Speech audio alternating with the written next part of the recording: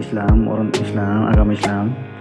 Mereka bilang, mereka tanya begini, kenapa kalian menambah Yesus itu sebagai Tuhan, tapi kok Yesus berdoa, Yesus dia berdoa itu berdoa dia.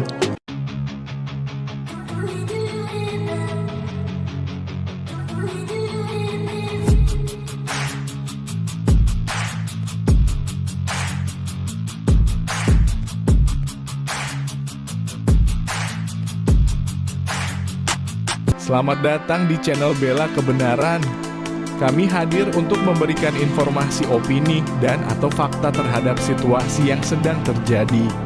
Mari dukung channel ini dengan cara menekan tombol subscribe dan bunyikan loncengnya. Terima kasih.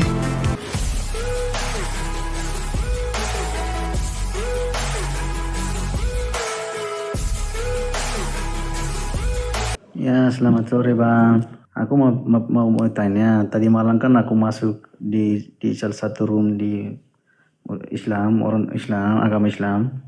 Mereka bilang, mereka tanya begini, kenapa kalian menambah Yesus itu sebagai Tuhan, tapi kok Yesus berdoa, Yesus dia berdoa itu berdoa dia. Iya, kenapa dia berdoa gitu ya? Ya, izin ya Kak Elia ya. Sebelum masuk jawaban apologetika defensif, saya akan masuk apologetika ofensif. Kawan-kawanku yang berpolemik, terserah Anda ingin bertanya seperti itu. Sebenarnya kami juga bisa menanyakan hal yang sama. Kenapa Ibnu Majah 987 diceritakan Allah dan para malaikat memohon ampunan untuk Nabi? Kepada siapa lagi Allah memohon ampunan? Itu tertera sekali dalam terjemahan kalian. Kata yusaluna diterjemahkan memohon ampunan. Dalam hadis riwayat apa itu? Ada 3 ya. Hadis riwayat Abu Daud 578, Allah dan malaikat mendoakan Nabi. Ya, karena kan mengatakan salawat ini berbeda dengan kata berdoa. Mungkin salawat ini adalah barokah, terserah. Kalian mengaplikasi itu dalam surah Al-Ahzab ayat 56, terserah. Tapi bagi kami ketika Yesus berdoa dan menyembah kepada Allah, dapat dibedakan dengan penyembahan kita dalam posisi kita sebagai manusia. Ingat ketika kita berdoa kepada Bapa, itu adalah penyembahan total layaknya hamba yang diperkenankan menjadi anak melalui Kristus. Tapi ketika Yesus berdoa kepada Bapa, itu adalah komunikasi intim. Pertama, dan kedua, perendahan hati Kristus dalam rupa kemanusiaannya yang mengantarai doa-doa kita di hadapan Allah. Karena ingat, Yesus memiliki 3 tipologi.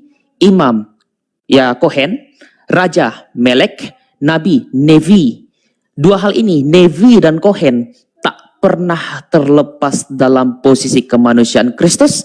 Karena Kristus mengantarai kita.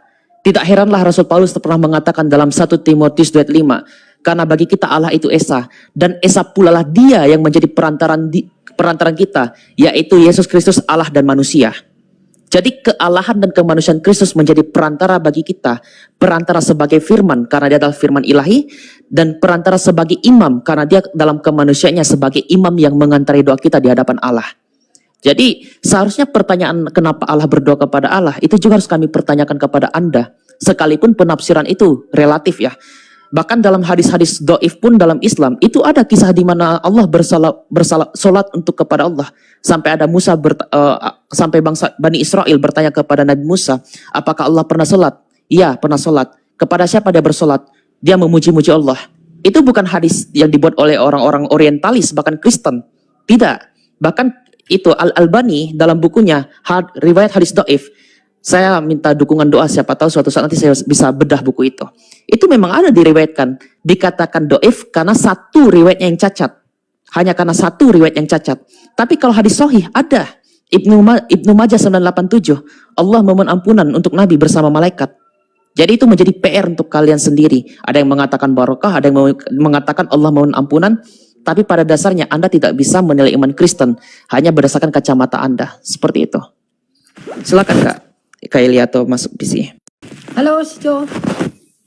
Ya Bang, ya Bang. Nah, gitu ya. Ya, terima kasih banyak ya, Tuhan Yesus memberkati kita semua ya. Salam dari Timur Leste Bang. Ya. Silakan Jonathan.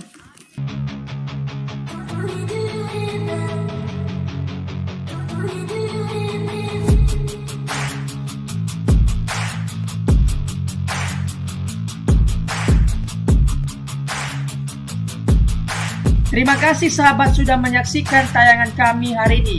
Tuhanlah yang membalas dan memberkati kita semua. Apabila sahabat diberkati, marilah kita dengan murah hati untuk share video ini kepada teman-teman kita yang lain, kepada grup-grup keluarga dan sebagainya. Dan jangan lupa meninggalkan komentar di bawah video ini, serta menekan tombol subscribe video kami, sehingga sahabat tidak ketinggalan video-video terbaru dari kami. Terima kasih, Tuhan Yesus memberkati kita semua. Dan dengarkanlah firman Tuhan singkat ini. Mintalah maka akan diberikan kepadamu. Carilah maka kamu akan mendapat. Ketuklah maka pintu akan dibukakan bagimu. Kita harus melakukan sesuatu sampai sesuatu itu akan terwujud atas hidup kita. Minta, cari, dan ketuklah maka Tuhan pasti membukakan pintu.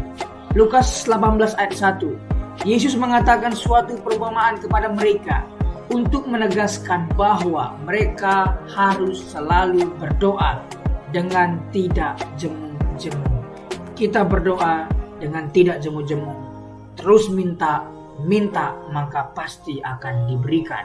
Tuhan Yesus berkata, karena itu aku berkata kepadamu, apa saja yang engkau inginkan ketika engkau berdoa, percayalah bahwa engkau telah menerimanya dan engkau akan memilikinya. Amini ayat firman Tuhan ini, bahwa Tuhan pasti memberikan segala sesuatu yang kita butuhkan.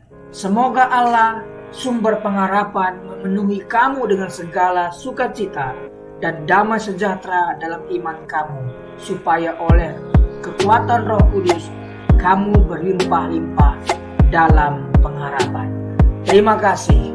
Apabila sahabat ada komentar dan pendapat yang lain terhadap video hari ini, boleh tuliskan komentarnya, pendapatnya di kolom komentar di bawah video ini, sehingga kita boleh diskusi